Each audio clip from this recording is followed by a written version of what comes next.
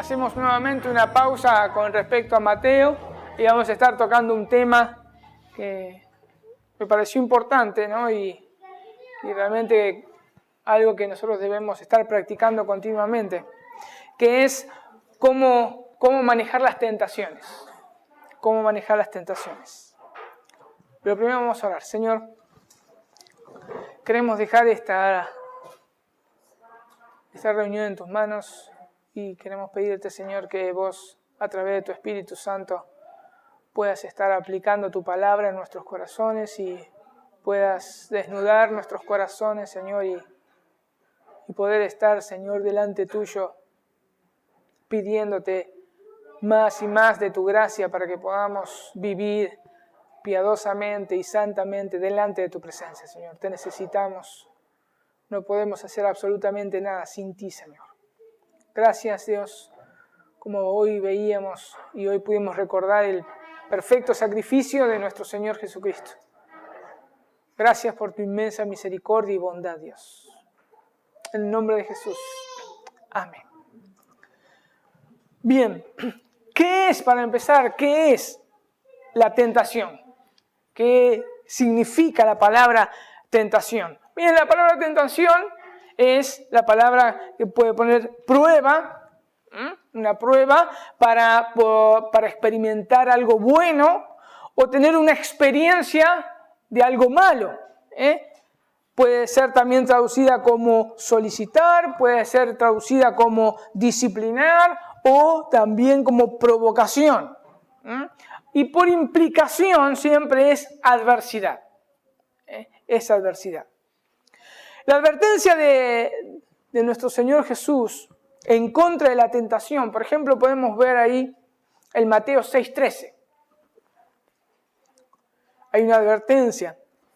Y en Mateo también después vamos a seguir en Mateo 26. Pero primero Mateo 6:13 dice, en la oración modelo que Jesús enseña a sus discípulos, dice, y no nos metas en tentación, mas líbranos del mal, porque tuyo es el reino y el poder y la gloria por todos los siglos. Y el capítulo 26,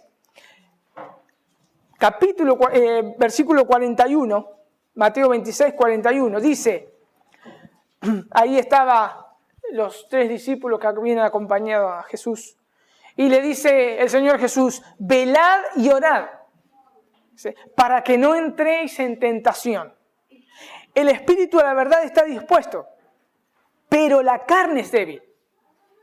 Una advertencia del Señor. Velad y orad para que no entréis en tentación. El espíritu de la verdad está dispuesto, pero la carne es débil.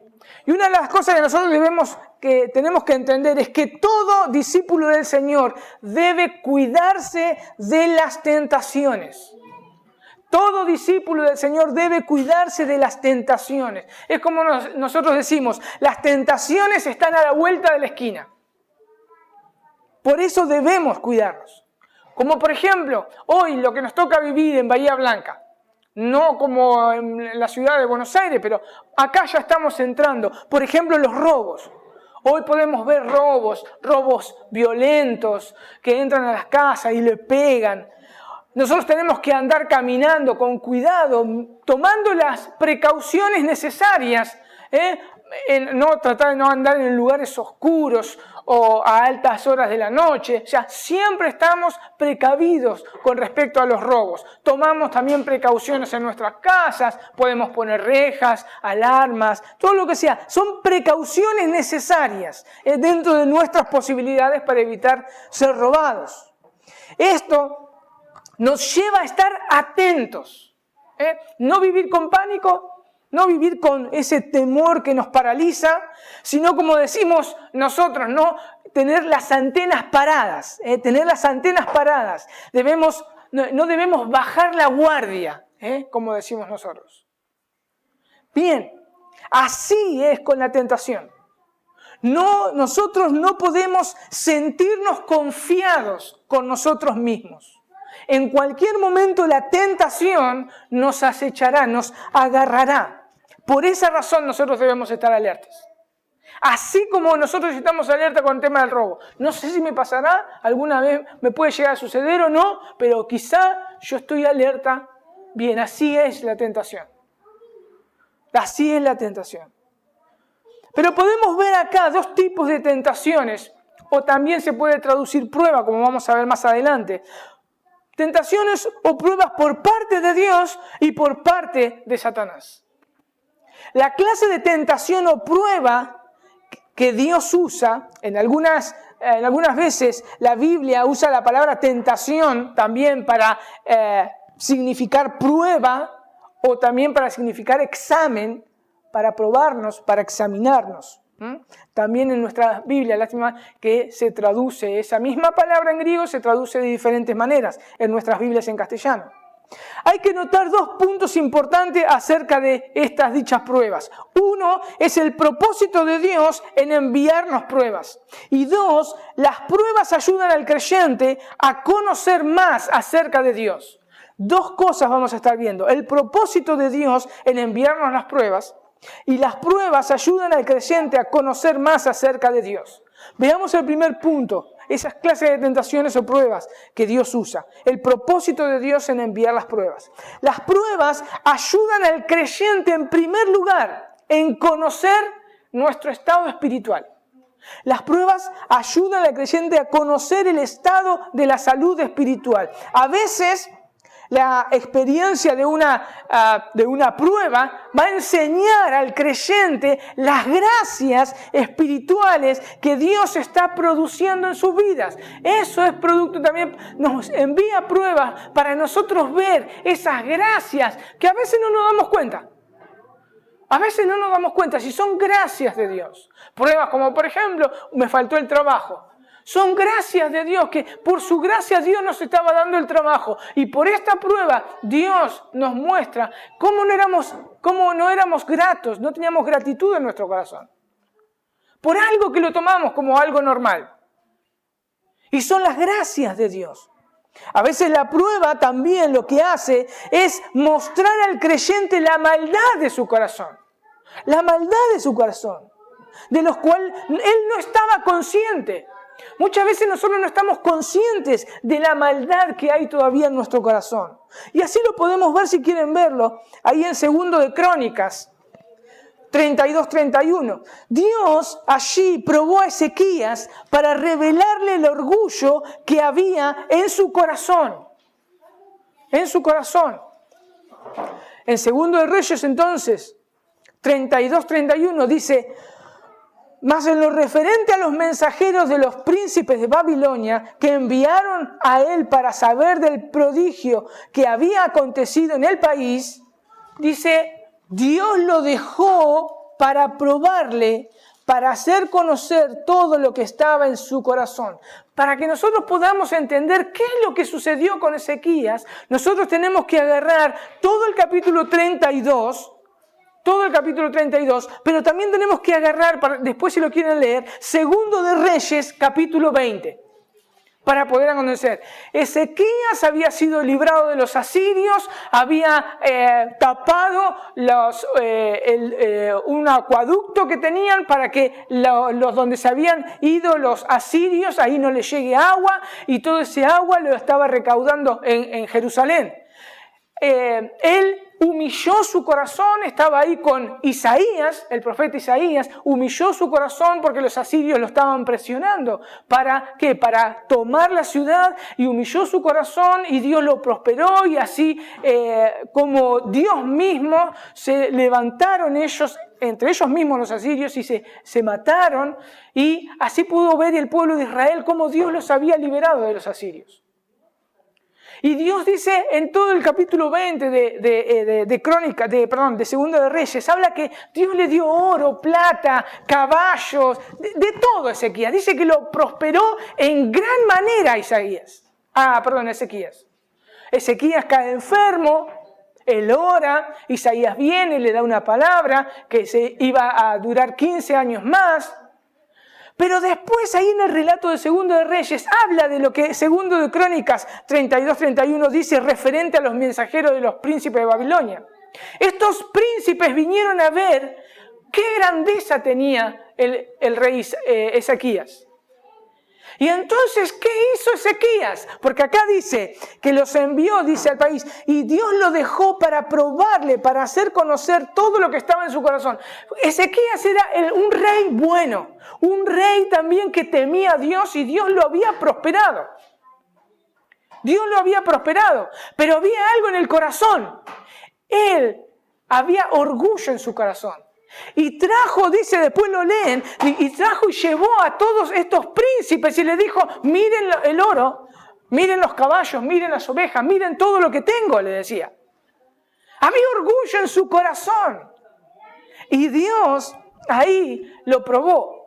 Después más adelante, si quieren leerlo, viene Isaías y le dice, vos pecaste. Y ahí inmediatamente se arrepiente. Isaías no termina de salir del palacio, que vuelve la palabra de Dios y dice, anda y decirle que lo restaure. Y ahí nuevamente lo restaura. Pero había orgullo en su corazón. Había orgullo en su corazón. Y las pruebas muchas veces revelan lo que hay en nuestro corazón. Ezequías ni idea tenía que había orgullo. Pero por esos príncipes que ahí Dios permite que vaya para que lo tienten a ver qué pasa. Ahí salió todo el orgullo, pero él se arrepintió. Otra de las cosas, a veces los creyentes necesitan ser animados, viendo las gracias espirituales, como decía, que Dios está obrando en sus vidas. Cuando nosotros tenemos problemas, muchas veces ahí nosotros podemos ver el gran amor, la compasión, la misericordia de una manera que antes no lo podíamos ver. Y por medio de las pruebas somos animados muchas veces. A veces los creyentes necesitan ser humillados. Y también Dios usa las pruebas. Y esto nos hace aprender acerca de la maldad, de lo oculto, de las cosas ocultas que hay en nuestro corazón. Es la única manera, como hoy pasó con Ezequías, es la única manera que Dios revela nuestro corazón por medio de las pruebas y nos humilla,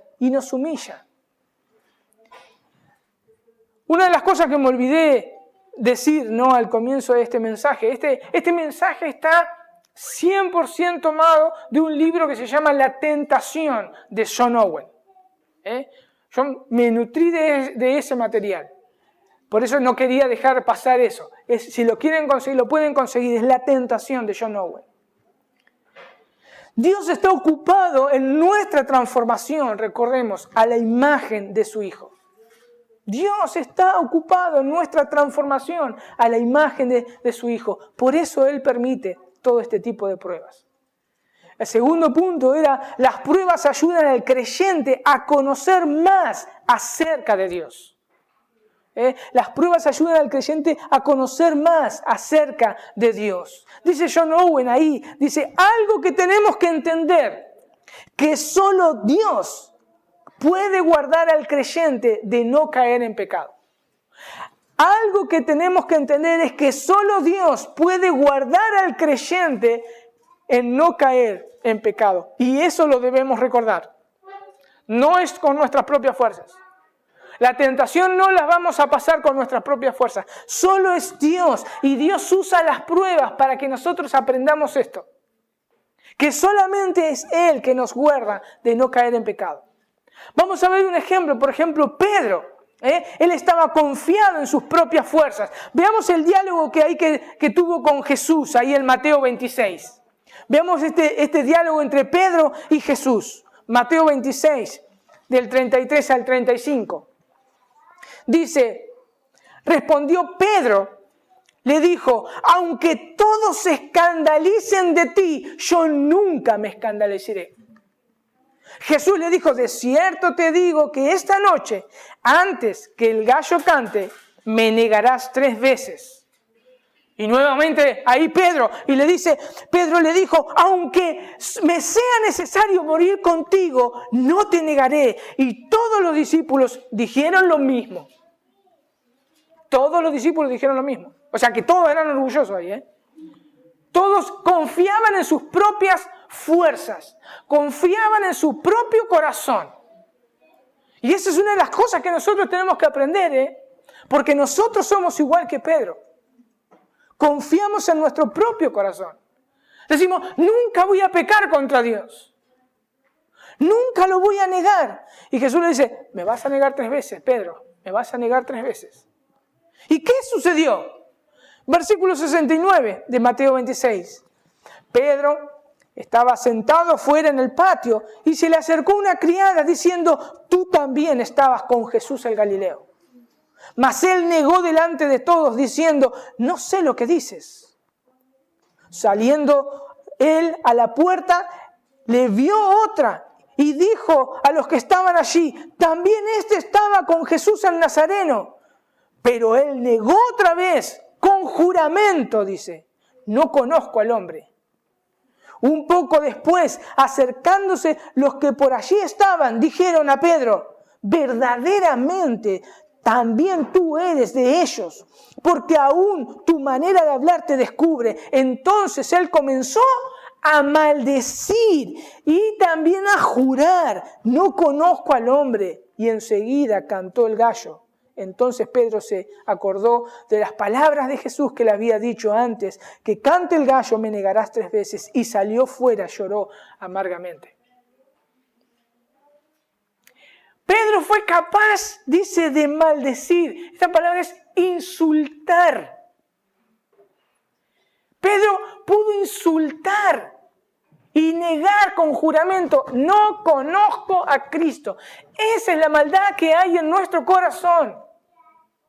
Y Jesús nos dice, porque nos dice a nosotros, me vas a negar en cualquier momento, me vas a negar. Me vas a negar en cualquier momento. No podemos confiar en nuestro corazón. Como decía ahí que leía recién John Owen, solo Dios puede guardar al creyente en no caer en pecado. Pedro cayó en pecado por no confiar en Jesús. Por no decir, sí Jesús, tenés razón, no sé, yo no lo entiendo, pero si vos lo decís, yo te voy a negar. Yo te voy a negar.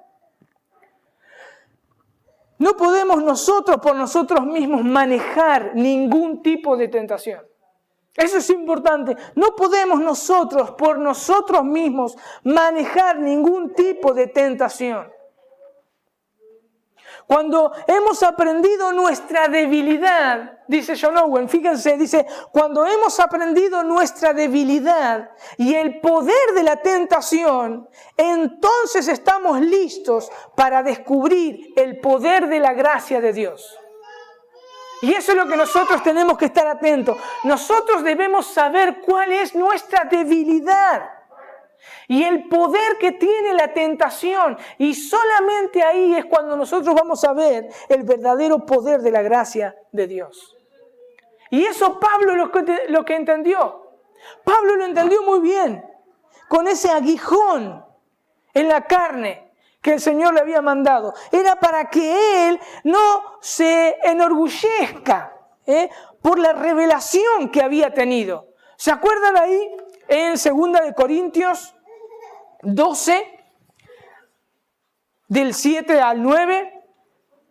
Dice, y para que la grandeza de las revelaciones, fíjense, porque Pablo tuvo revelaciones que ni aún podía decir que se le había revelado por las cosas grandes que había visto. Y dice, y para que la grandeza de la revelación no me exaltase demasiado, me fue dado un aguijón en mi carne, un mensajero de Satanás, que me abofetee, o que en otra traducción, o en una mejor traducción sería, me torture.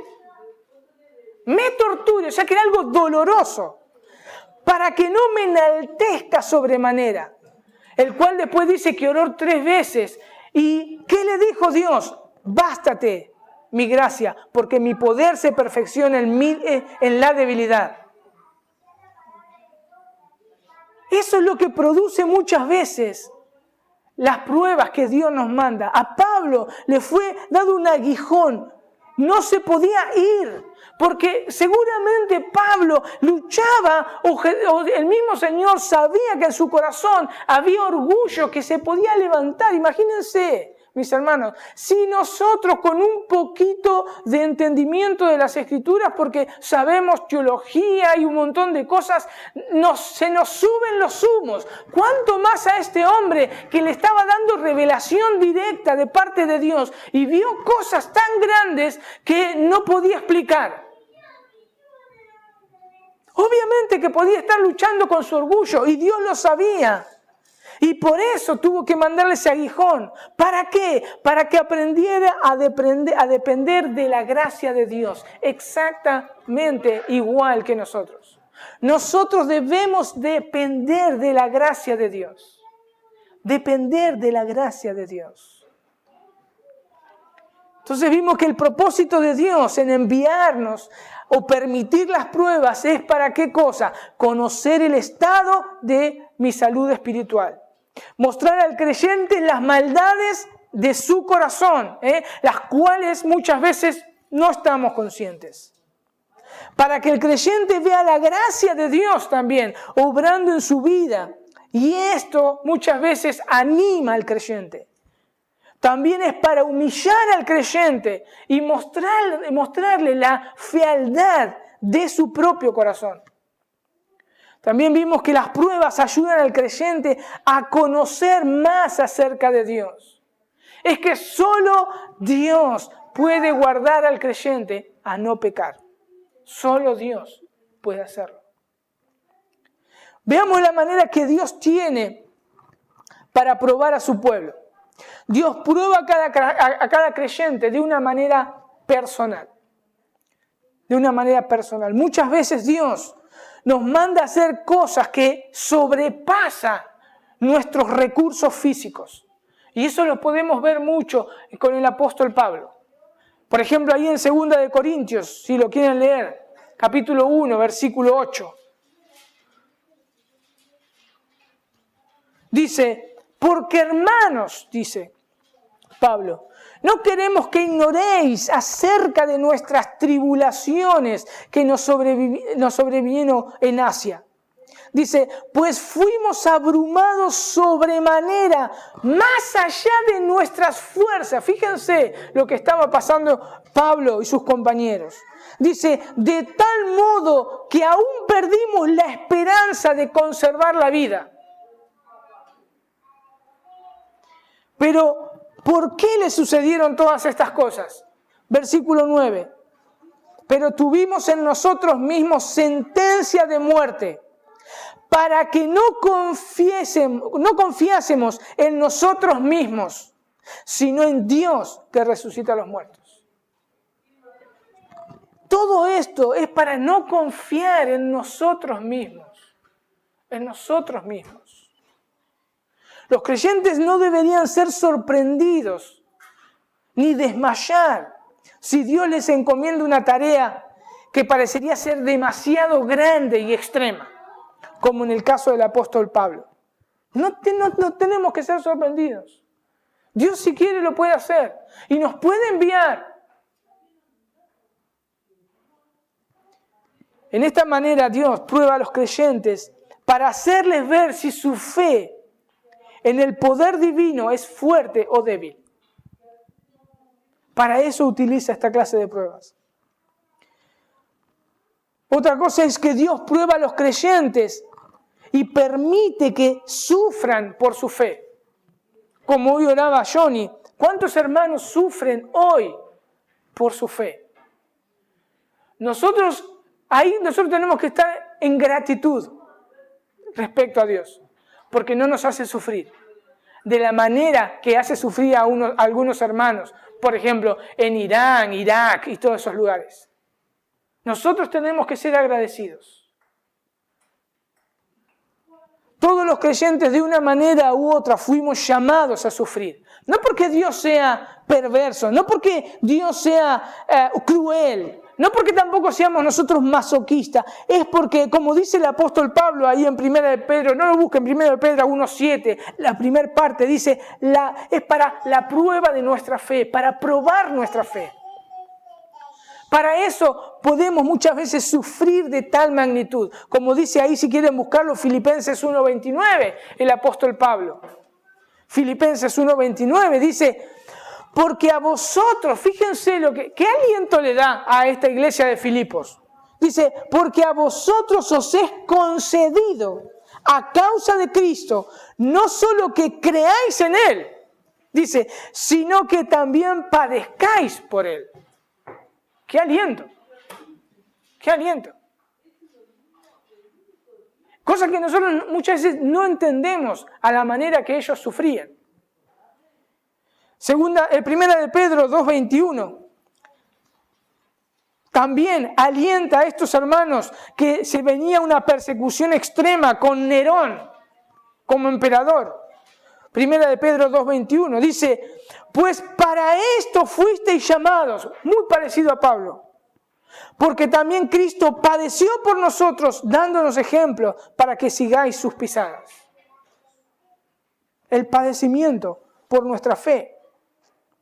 Pero lo maravilloso es que tenemos el consuelo de nuestro Señor Jesús. Tenemos el consuelo de nuestro Señor Jesús.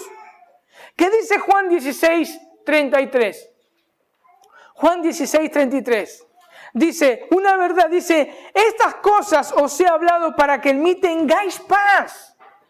Estos discípulos estaban abrumados porque su Señor iba a ser crucificado. Y dice, estas cosas os he hablado para que en mí tengáis paz. En el mundo tendréis aflicción, pero confiad, yo he vencido al mundo. Solo Dios puede guardar a un creyente de no pecar. Entonces, las pruebas que Dios permite, Dios prueba a cada creyente en una manera muy personal. Muchas veces Dios nos manda a hacer cosas que sobrepasan nuestros recursos físicos. ¿Y esto para qué? Esto nos hace ver qué tan fuerte o débil está nuestra fe, la confianza en el poder divino. Dios prueba a los creyentes permitiendo que sufran por su fe. Y esto es para probar nuestra fe y ver también cómo Dios nos capacita para poder pasar estas pruebas. Realmente cuando a veces con Romy oramos por Said, ¿no? Said. Es impresionante cómo ese hombre no niega su fe siendo torturado diariamente. Es impresionante no poder ver a su familia porque su esposa no puede ir a Irán. A Irán. Y esa prueba es porque Dios lo capacita para pasar esa prueba. Dios usa estas tentaciones o pruebas para transformarnos y fortalecer nuestra fe. De esa óptica nosotros tenemos que ver. Nos transforman las pruebas cuando vienen de parte de Dios y fortalecen nuestra fe. Fortalecen nuestra fe. Pudiendo ver entonces que las pruebas que Dios permite son para nuestro bien. Son para nuestro bien. Ahora vamos a ver la antítesis de esto.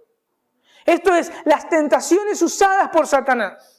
Las tentaciones usadas por Satanás es con el propósito de lograr que las personas pequen. Ese es el propósito de la tentación hecha por Satanás.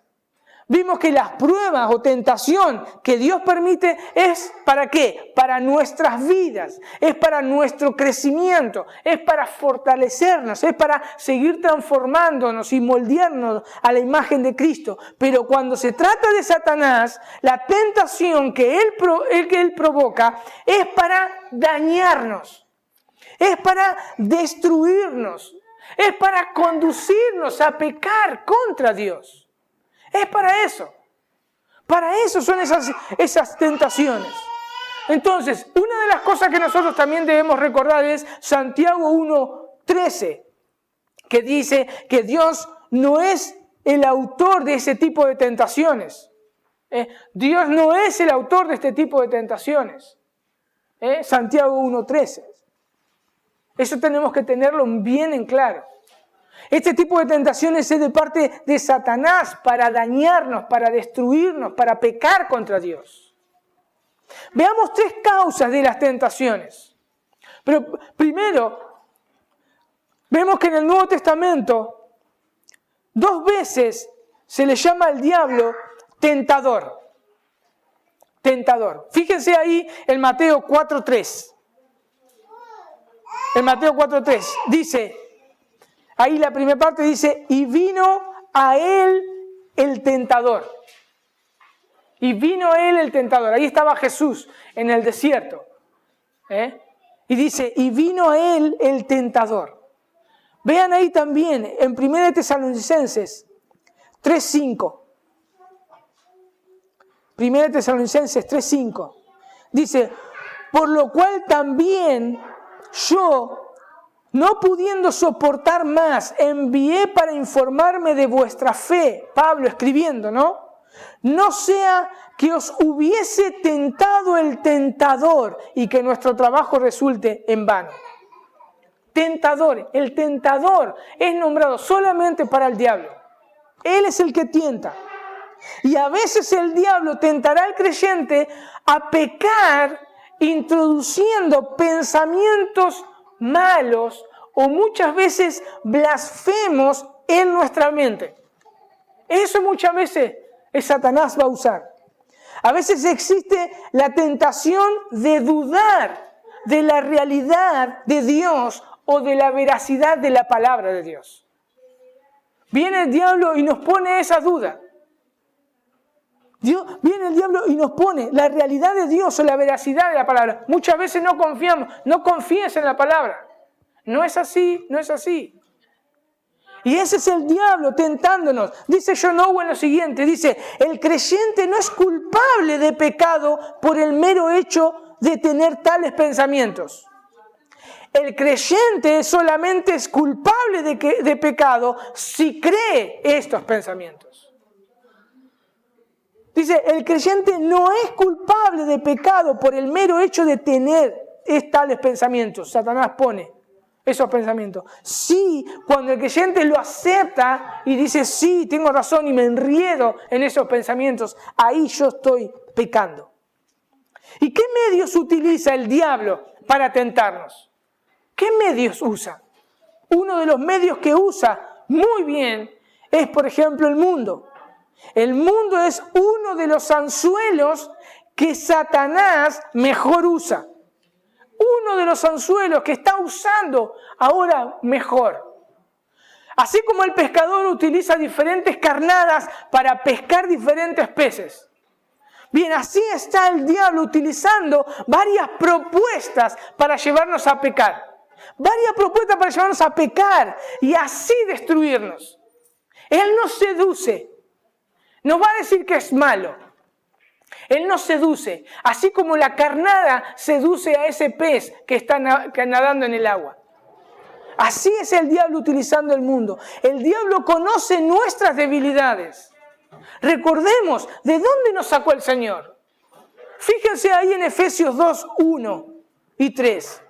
Efesios 2, 1 y 3. Esto lo tenemos que tener presente. Dice, y Él os dio vida a vosotros cuando estabais muertos en vuestros delitos y pecados, en los cuales anduvisteis en otro tiempo, que, siguiendo la corriente de este mundo, conforme al príncipe de la potestad del aire, el espíritu que ahora opera en los hijos de desobediencia, entre los cuales también todos nosotros vivimos en otro tiempo, en los deseos de la carne, de nuestra carne, haciendo la voluntad de la carne, de los pensamientos, y éramos por naturaleza hijos de ira, lo mismo que los demás. Dios nos sacó de ahí. Satanás sabe nuestras debilidades y va a volver a tentarnos con esas cosas que antes hacíamos. Va a volver a seducirnos de manera diferente, con carnadas diferentes, pero lo va a hacer porque Dios nos trasladó del reino de las tinieblas, como dice Colosenses 1:13, el cual nos ha librado de la potestad de las tinieblas y nos trasladó al reino de su Hijo amado. Eso no le gustó al diablo. Y nos va a tentar con las mismas cosas que nosotros hacíamos antes cuando estábamos bajo su potestad. Nos va a tentar porque nos quiere destruir nuestras almas, quiere destruir nuestra relación con Dios, quiere que pequemos contra Dios. Él está ahí, Él está ahí. Él sabe dónde flaqueamos. Y nosotros también sabemos dónde flaqueamos. Por esa razón debemos estar atentos. Y como leíamos hoy, velad y orad. Y más por aquellos puntos flacos que nosotros sabemos en dónde Satanás nos da. ¿Y con qué facilidad caemos? Tenemos que estar atentos, atentos. Y si no podemos solos, pedirle a otros hermanos, oren por mí, por este punto débil. Tengo un punto débil, ayúdenme. Y todos orando ahí, no condenando, orando ahí. Y ayudándole al hermano que está luchando con esos pecados. Por ejemplo, una persona que salió del alcohol debe estar atenta y cuidarse en ese área de su vida. Él no puede ir por el mundo haciéndose el canchero y metiéndose en cualquier lado donde sabe que puede ser tentado y volver a beber. No es simplemente yo puedo meter mi total, digo la Biblia y digo en el nombre de Jesús y hago... No es mágico. No es mágico. Tenemos que estar atentos. Tenemos que velar y someternos a Dios. Solo Dios, como decía John Owen, solo Dios puede guardar al creyente de no pecar. Solo Dios. No hay fórmulas mágicas. Solo Dios, es la gracia de Dios que nos ayuda. Otro de los recursos que usa Satanás, también una carnada muy sutil y realmente muy efectiva, es nuestra carne. El diablo utiliza nuestra carne. Nuestra carne. A veces el diablo obra a través de los deseos egoístas para tentar a las personas. Y eso, hermanos, todos, ninguno puede estar libre de eso. Nuestra carne es nuestro enemigo número uno. Nosotros somos nuestro enemigo número uno. Nuestro corazón. Y el diablo lo sabe y lo utiliza para llevar a cabo nuestra destrucción. Nuestra relación con Dios. Él lo sabe. Nosotros también lo sabemos. Y lo sabemos. Y por eso tenemos que entender, es nuestro enemigo número uno. Todos nosotros somos personas que deben luchar todos los días con nuestro egoísmo. Todos los días con nuestro egoísmo. El egoísmo es querer suplir nuestra autogratificación. Y ahí, con esa definición, busquen en su mente qué es lo que los autogratifica.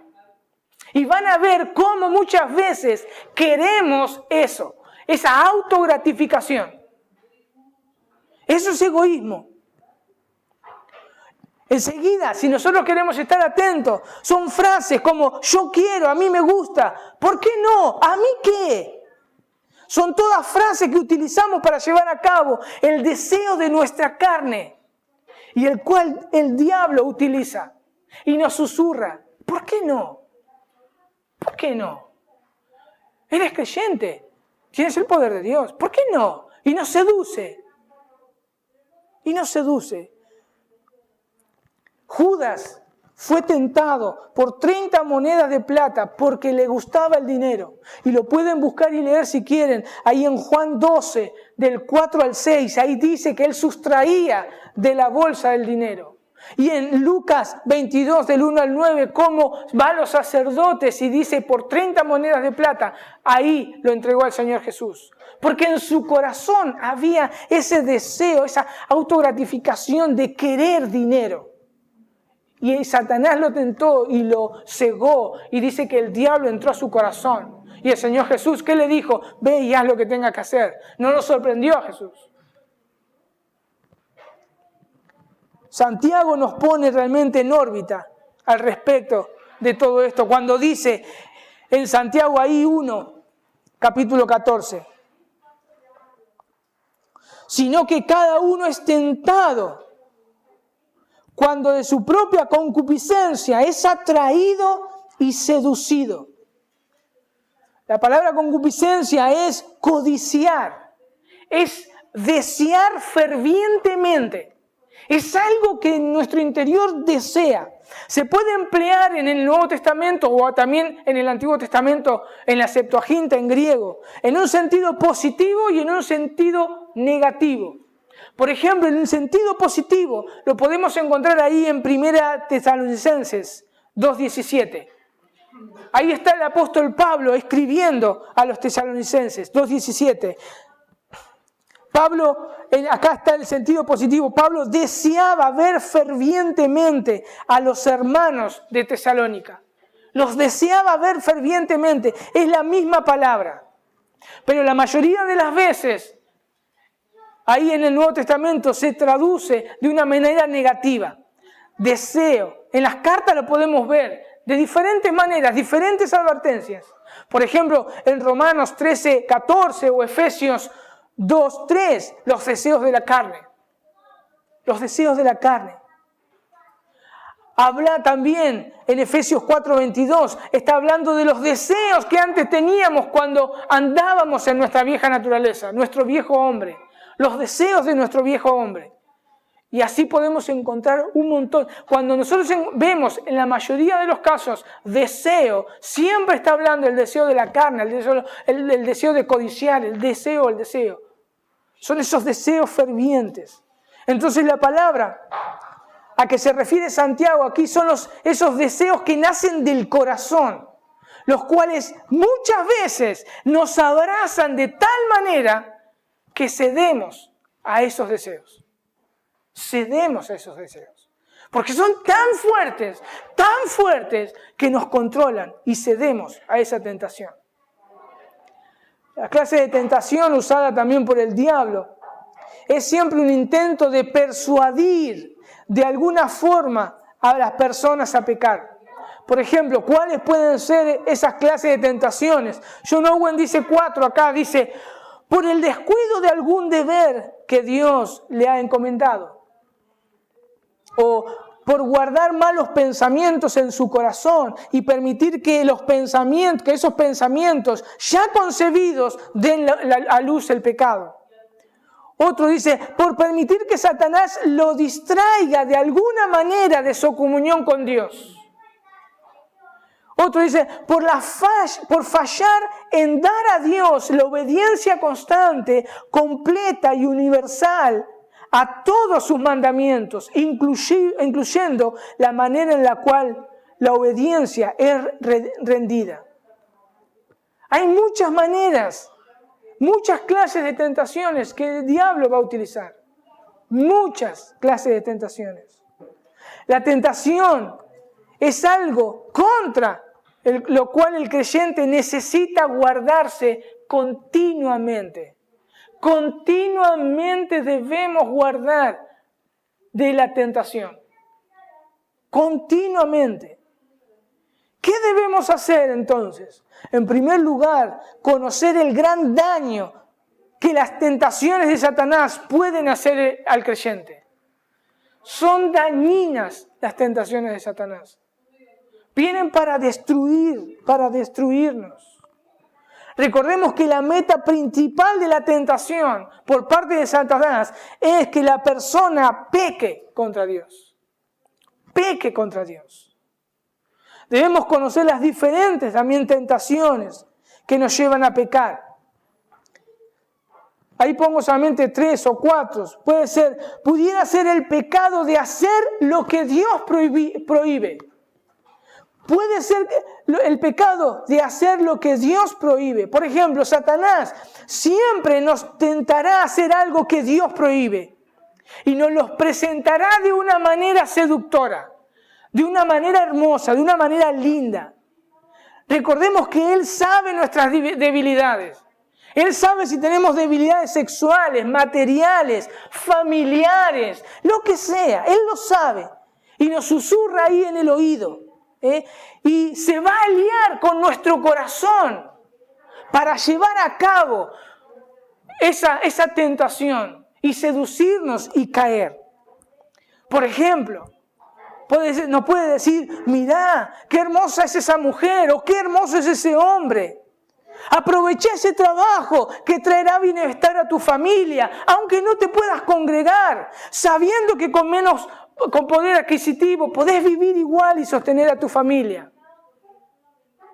Muchas formas, Satanás, nosotros conocemos nuestras debilidades. Tenemos que estar atentos.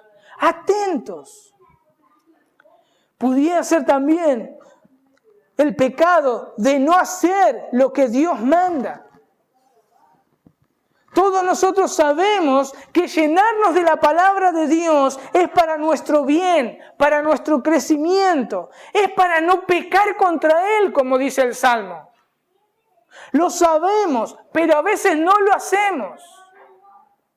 Y viene otra vez el tentador y nos dice, estás ocupado, estás ocupada, mirá los niños, todo el tiempo que te consume, mirá el trabajo, no podés hacer, tenés que salir antes, no ores, no leas la Biblia. Nos lleva a pecar, nos lleva a pecar, nos destruye, eso nos destruye, destruye nuestra comunión con Dios. Satanás es efectivo en esas cosas. Por eso nos debemos ayudar unos a otros. Somos un ejército, somos un pueblo, somos personas redimidas, pecadoras que están luchando con pecados diferentes o a veces iguales.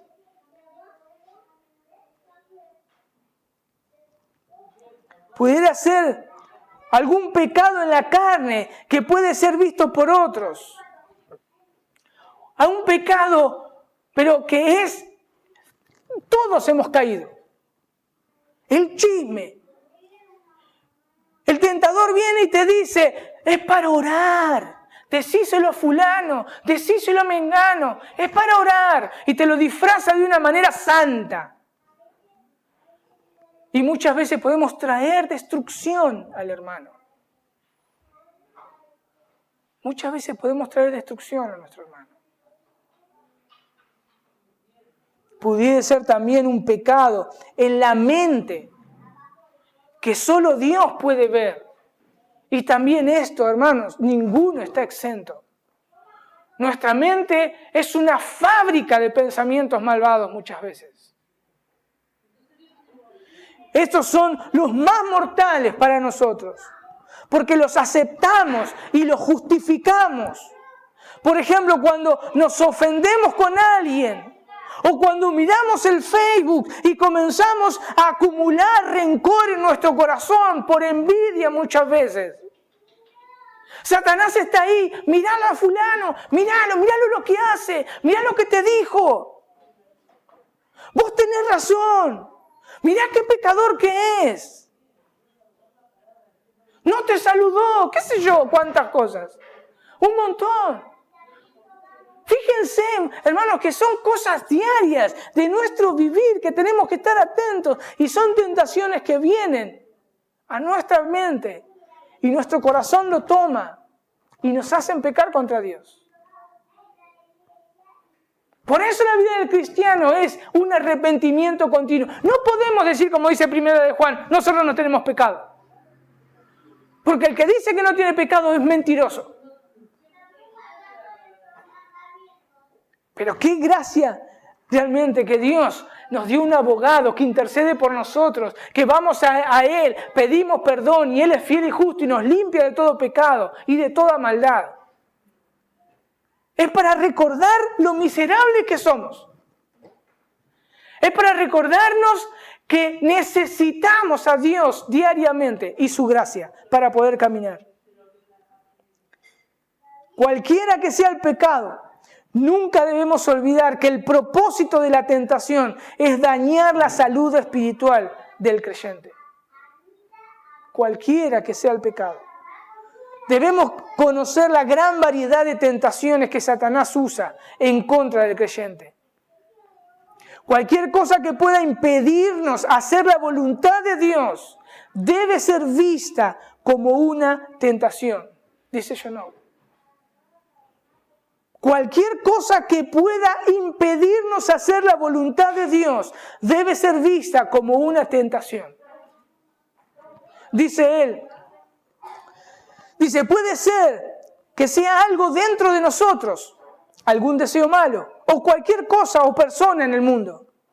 Cualquier cosa que provoque o anime a una persona a pecar es un tipo de tentación.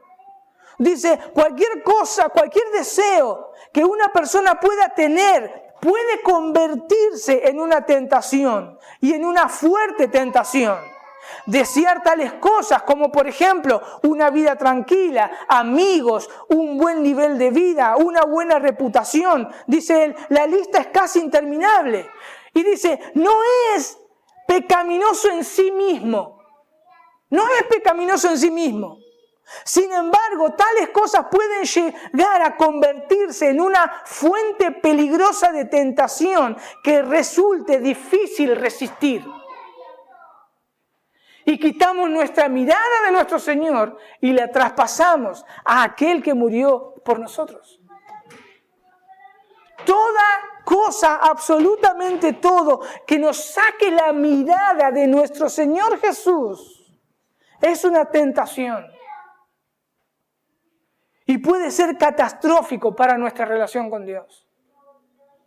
Y el diablo lo utiliza. Lo utiliza continuamente.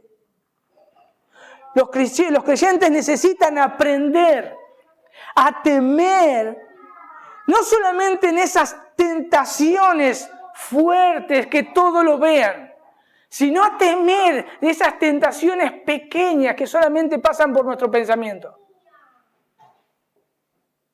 Debemos temer a eso. Como dice recién ahí, lo explicaba un poquito, dice John Owen, así como tememos a las tentaciones que nos puede crear un escándalo abierto, debemos temer a aquellas pequeñas cosas que solo Dios conoce y nos puede llevar a pecar contra Él. Mis hermanos, muchas veces no vamos a caer en inmoralidad sexual por temer no a Dios, por temer a la gente. Pero no tememos aquellos malos pensamientos que nuestra lengua critica o nuestros pensamientos, nuestro rencor en nuestro corazón hacia un hermano y no los perdonamos. A eso no tememos, nos justificamos. A eso también debemos temerle, porque nos hace pecar contra Dios. Y vuelvo otra vez, ninguno de los que estamos acá está exento de pecar en estas cosas contra Dios. Todos estamos desaprobados. Porque si no contradecimos las Escrituras, solo uno es el justo, se llama Jesucristo. Todos nosotros somos injustos. Y si somos justos es por la gracia de Dios y justificados en Cristo Jesús. ¿Qué nos advierte entonces el Señor al respecto? ¿Cómo podemos manejar las tentaciones? Como leíamos hoy en Mateo 26, 41. Velad y orad para que no entréis en tentación.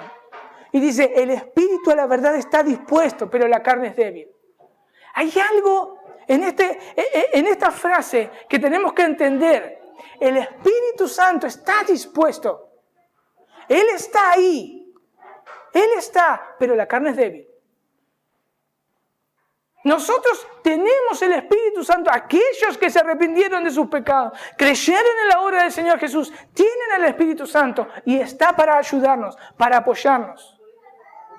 Pero la carne es débil. Es una advertencia continua esto. Dice el apóstol Pedro en su primera carta ahí, en Primera de Pedro 5:8. Primera de Pedro 5:8. Dice, sed sobrios y velad, porque vuestro adversario el diablo, como león rugiente, anda alrededor, buscando a quien devorar. ¿Por qué debemos velar? Porque el Señor Jesús nos conoce bien. Y le dijo a sus discípulos, y nos dice a nosotros también, la carne es débil, la carne es débil, la carne es débil. Lo dice nuestro Señor, quien nos formó, quien nos conoce. Él es el que nos vino a salvar por esto. Porque no podíamos nosotros salvarnos, no podíamos justificarnos. No podemos hacer nada por nosotros mismos. No hay obra alguna que el hombre pueda pararse delante de Dios y decir, yo, Señor, puedo ser justificado. Mira las obras que yo tengo. Y donde dice Isaías, tus obras son como trapos de inmundicia. En una versión que es más acertada al original. Dice, tus obras de justicia son como trapo de menstruación delante mío. Así de asqueroso son tus obras, dice Dios. No nos podemos justificar delante de Dios. Por eso el Señor dice, la carne es débil, pero el espíritu está dispuesto. Velen y oren, velen y oren. ¿Pero qué es velar? Es muy sencillo. Es estar despiertos, vigilantes. Así como veíamos en el Antiguo Testamento esos atalayas. Ellos no podían estar durmiendo. Ellos tenían que estar despiertos para avisar al pueblo si veían venir al enemigo. Tenían que estar atentos. No podían cabecear. No podían estar ni siquiera un minuto sin estar sus ojos abiertos. Él no podía dormirse ni distraerse por un momento, porque si lo hacía era fatal para él y todo el pueblo. Esa era la función de la atalaya. Eso es lo que significa velar. Pedro le dice a sus lectores ahí, no sean como dice, como decía, sed sobrios. Es como decirle, no sean como los que se emborrachan. No, eso es que no pueden discernir bien, que sus sentidos están embotados porque el alcohol los controló. Eso es lo que Pedro le está diciendo. Muchas veces el televisor, la internet, el trabajo, aún los quehaceres de la casa cumplen la función del alcohol. Nos embotan, nos distraen. Y Pedro dice, no, dice Pedro, tengan cuidado. Tengan cuidado. ¿Por qué tengan cuidado? Y él dice, porque Satanás es como ese león rugiendo que quiere devorar a la primer presa que está desprotegida, distraída. Mis hermanos, cuando Pedro escribía a estos hermanos esa primera carta, en la época de Nerón ya sabían cómo a los cristianos los tiraban a los leones y eran devorados, despedazados. Ellos escuchaban cuando estaban ahí prisioneros y escuchaban el rugir de esos leones antes de ser largados. Si ustedes vieron aún un documental, el león ruge cuando tiene hambre. Los testimonios que muchas veces he escuchado en documentales cuando son agarrados y zafaron de milagro por un león. Dice que son terribles escuchar de noche esos leones. Había un hombre que iba en una bicicleta, dice, que iba al trabajo en África. Y escuchaba a las leonas rugir y no sabía dónde estaba, solamente escuchaba el sonido. Y de repente lo atacaron. Así se describe a Satanás. No es un gatito. Él quiere destruir nuestra comunión con Dios. Él nos quiere llevar a pecar contra Dios, contra aquel que nos salvó, nos justificó, nos salvó eternamente. Él quiere sacarnos el gozo de la salvación. Eso es lo que quiere hacer, porque no puede separarnos de Dios. Él no va a poder, por más que nos haga pecar 1000 veces y 1000 veces caigamos, 1000 veces nos vamos a levantar, no nos puede separar del amor de Dios. Pero sí nos puede quitar ese gozo de la salvación. Sí lo puede hacer. Sí lo puede hacer. Pedro le dice, velen, velen. ¿Y cómo podemos velar? Mateo 6:13, como decíamos recién. Decirle al Señor, que es lo único que podemos decir, no nos metas en tentación, mas líbranos del mal. Dios sabe, conoce nuestro corazón, sabe nuestras debilidades. Nosotros debemos ser humildes en reconocer que necesitamos la gracia de Dios todos los días.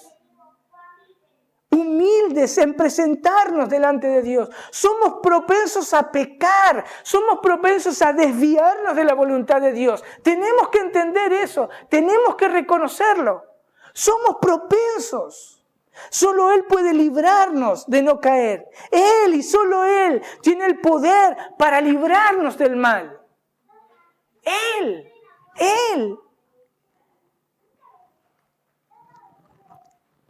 Realmente que Dios nos conceda realmente la humildad suficiente para decir, como dice el salmista en el Salmo 139, 23, examíname, oh Dios, y conoce mi corazón. Pruébame y conoce mis pensamientos y ve si hay en mí caminos de perversidad y guíame en el camino eterno. Que esa realmente sea nuestra oración sin temor, hermanos. Sin temor, porque Dios es nuestro Padre. Sin temor. De decirle, examíname, Dios. Prueba mi corazón. Conoce mis pensamientos y házmelo conocer. Hazlo, Señor, hazlo. Este es un principio básico. Es un principio básico y continuo para un creyente. Nuestro corazón debe ser desnudado ante mis ojos, porque delante de los ojos de Dios está desnudo. Pero tiene que ser desnudado ante nuestros propios ojos, porque no conocemos nuestro corazón. Y entonces poder actuar así y someterlo a la voluntad de Dios. Llevarlos a los pies de Cristo. Confesarlos y ser limpios con la sangre de Jesús. Presentárselo al abogado de nuestras almas. El Señor dice, velad y orad. Velad y orad para que no entréis en tentación. Mis hermanos, el espíritu a la verdad está dispuesto, pero la carne es débil. La carne es débil. Pero dice el Señor, confiad, yo he vencido al mundo. ¿Qué esperanza, mi hermano, tenemos? Mis hermanos, cada uno que peca todos los días delante de Dios, si se presenta delante de Dios es restaurado inmediatamente, porque Cristo pagó por ese pecado. Cristo pagó por ese pecado. Cristo pagó por ese pecado. Fuimos libertados del pecado. Ya el pecado no es nuestro Señor, pero sí podemos pecar, porque luchamos. Estamos en estos cuerpos que todavía no fueron glorificados. No somos perfectos, pero tenemos un abogado. Él conoce nuestras debilidades. Podemos acercarnos al trono de gracia. Pero hay de aquellos que están todavía aprisionados por el mismo diablo. Y por más que clamen y clamen y clamen y clamen, no serán escuchados por Dios. Solamente cuando se arrepientan y digan, Señor, soy un pecador orgulloso, que lo único que quiere es satisfacer su orgullo, hacer su voluntad. Señor, perdóname, me arrepiento de mis pecados. Solamente Cristo es el justo, yo soy injusto, yo soy impío. Nada puedo hacer. Solamente el justo murió por mí, por el injusto, para llevarme a Dios. Solamente Él puede librarnos del pecado. Solamente Él nos puede dar salvación y vida eterna. Solamente Él, para Él es la gloria. Lo único que podemos decir es arrepiéntete de tus pecados, cree en la obra del Señor Jesucristo y serás salvo. Y podrás gozar después cuando caigas en tentación y disfrutar del gozo de la salvación y ser restaurado y gozar una relación eterna con nuestro Dios y gran Salvador. ¡Qué bendición que tenemos, hermanos! Solamente reconozcamos que somos pecadores, redimidos, un pueblo adquirido para Él. Y ayudémonos y soportémonos y llevemos las cargas unos a los otros. Todo para la gloria de Dios. Todo para la gloria de Dios. Oremos, Señor. Gracias, bendito Padre. Gracias. Gracias por tu palabra. Porque tenemos todo en ella. Todo tenemos en ella. Gracias por tu sacrificio, gracias por tu perdón, gracias porque podemos estar confiados que si morimos en este mismo instante, tú nos llevas a tu presencia y gozaremos eternamente contigo. Nada ni nadie nos separará de tu amor, dice tu palabra. Nada nos puede separar de tu amor. Todo pecado fue perdonado en la cruz del Calvario. Los que cometimos, los que cometemos y los que vamos a cometer, todos nuestros pecados fueron clavados en la cruz. Por eso te honramos, te exaltamos y te necesitamos, Señor. Ayúdanos en nuestras debilidades. Haznos humildes en presentarnos delante tuyo, Señor, para recurrir a ti todos los días, por esa gracia que necesitamos. Y ten piedad, ten misericordia de aquellos que todavía son presa del diablo. Libéralos, Señor. Ábrele sus ojos al Evangelio. Muéstrales a Cristo, Señor, crucificado. Muéstrales a Cristo resucitado, victorioso. Muéstrales a Cristo, Señor. Y que se puedan arrepentir de sus pecados. Gracias, bendito Dios. En el nombre de Jesús. Amén.